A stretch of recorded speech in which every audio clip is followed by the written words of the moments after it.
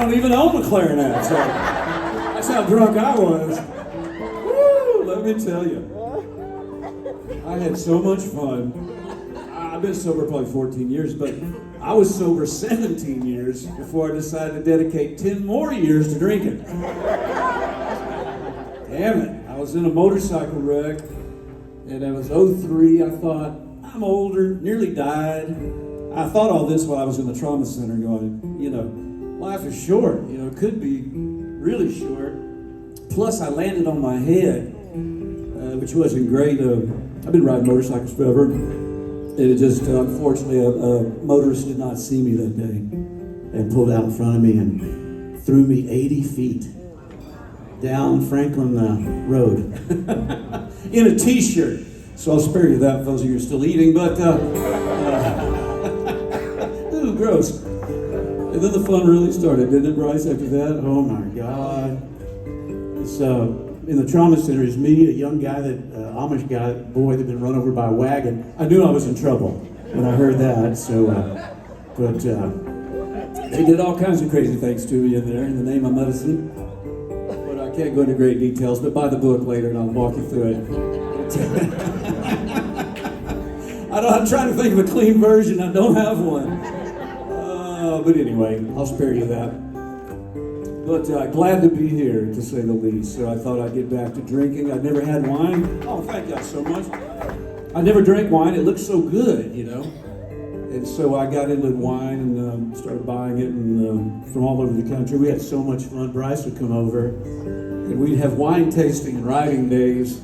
One day we had so much wine we didn't realize it had snowed 5 inches outside.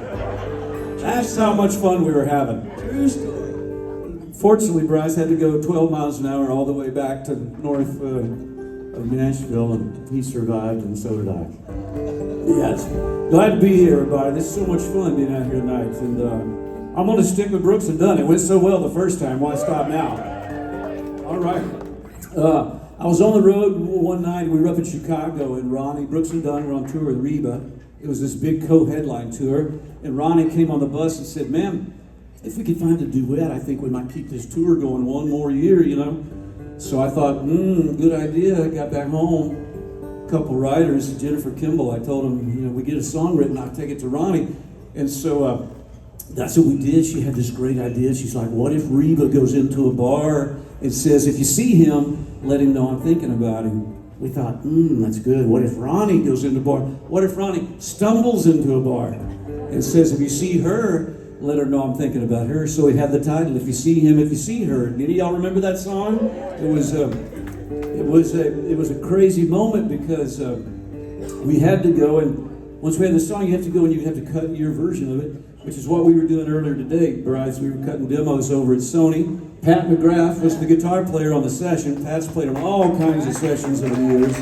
Records that you heard, and there's so many great players. Fortunate to have guys like that at our beck and call. And so anyway, I had to go in, and I'd been on the road with Ronnie for 2, 3, 4 years maybe at that point, a couple years anyway.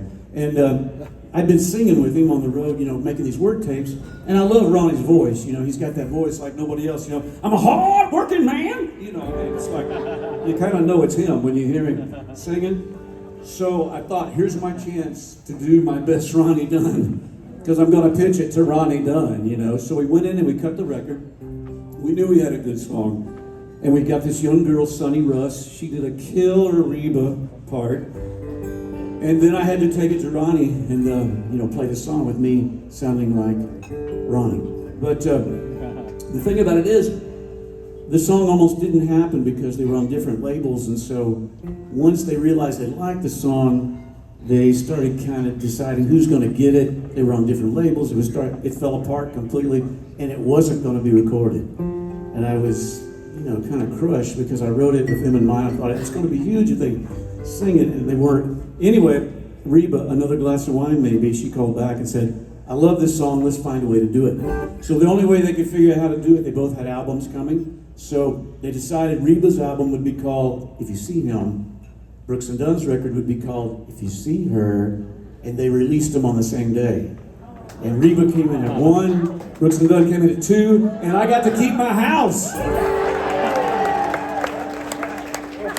The song was so big, I went home and took the wheels off of it. See if I'm the only redneck in here. I'm just checking my crowd out. Checking my crowd. So yeah, it was an exciting moment. So I'll do the song, and then when I finish, I'll tell you what Ronnie Dunn said after he heard me singing like Ronnie Dunn.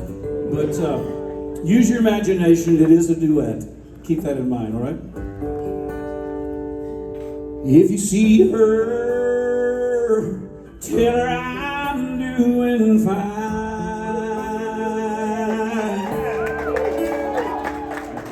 And if you want to, tell her I think of her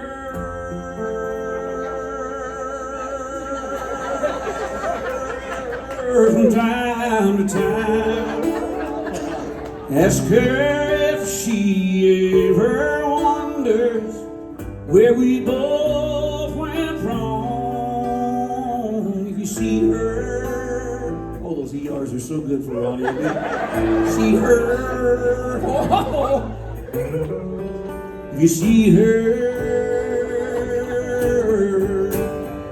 oh, I still want her, and I still need him so.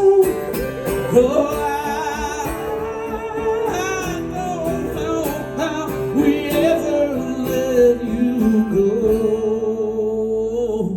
If you see her, tell her the light's still home for her. Nothing's changed. Deep down the fire still burns for hell.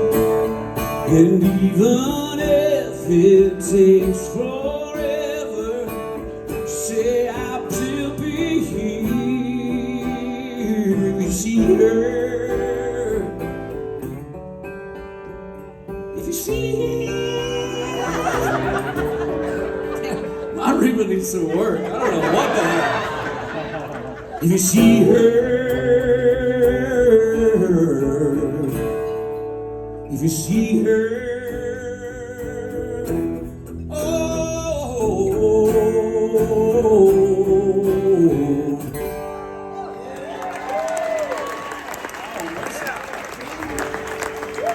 So I get to the house.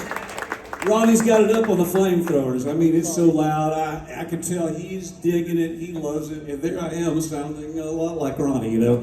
So when he finished, he turned around to me and he said, "Terry, I've never heard you sound better in your life." And that's the truth.